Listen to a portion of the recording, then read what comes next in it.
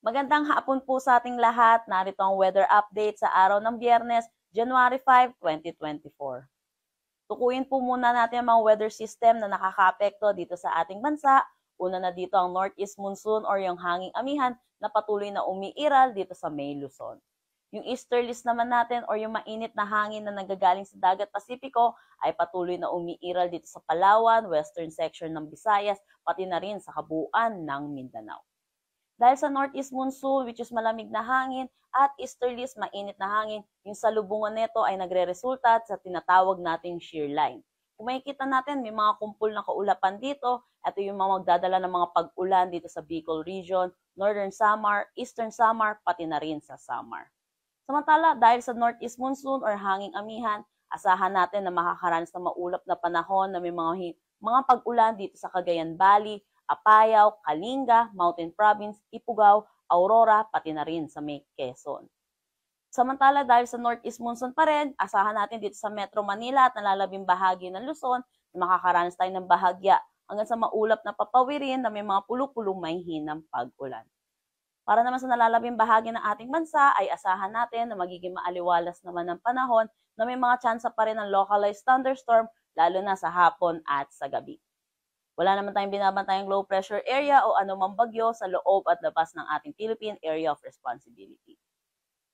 Para naman sa magiging panahon natin bukas sa ating bansa, asahan natin malaking bahagi pa rin ng Luzon ang makakaapekto ang northeast monsoon. Samantala, yung shear line naman ay patuloy na makakaapekto dito sa may Bicol region, kaya asahan natin na makakaranas pa rin sila ng maulap na panahon na may mga kalat-kalat na pag-ulan. Ang temperatura dito sa Metro Manila ay maglalaro between 24 to 31 degrees Celsius, Lawag 24 to 31, Tugigaraw 22 to 28 degrees Celsius, para dito sa Baguio 16 to 23 degrees Celsius ang asahan nating temperatura.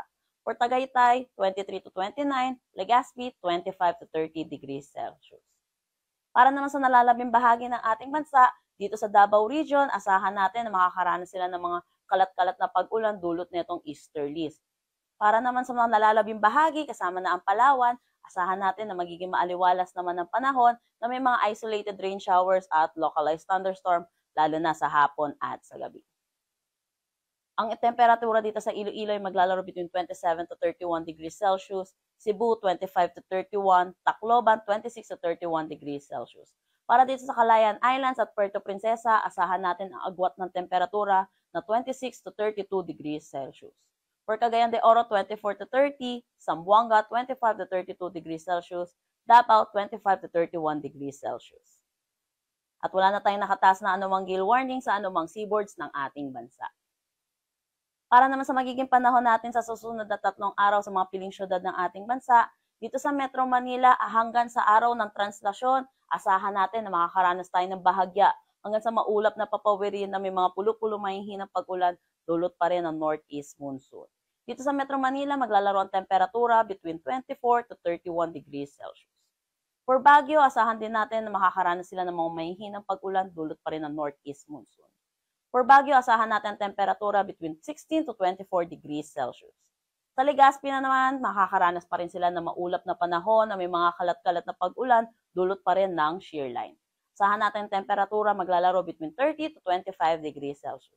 For Metro Cebu at Davao, asahan natin na makakaranas sila ng maaliwalas na panahon or mainit na panahon dulot pa rin ng easterlies. Ang temperatura dito sa Metro Cebu ay maglalaro between 25 to 31 degrees Celsius, Metro Davao 25 to 33 degrees Celsius. Ang sunset mamaya ay 5:40 p.m. at ang sunrise bukas ay 6:23 a.m. Para sa karagdagang impormasyon, bisitahin ang aming mga social media pages at ang aming website pag-asa.dost.gov.ph. At yan po muna ang latest dito sa Pag-asa Weather Forecasting Center. Chanel Dominguez po at magandang hapon.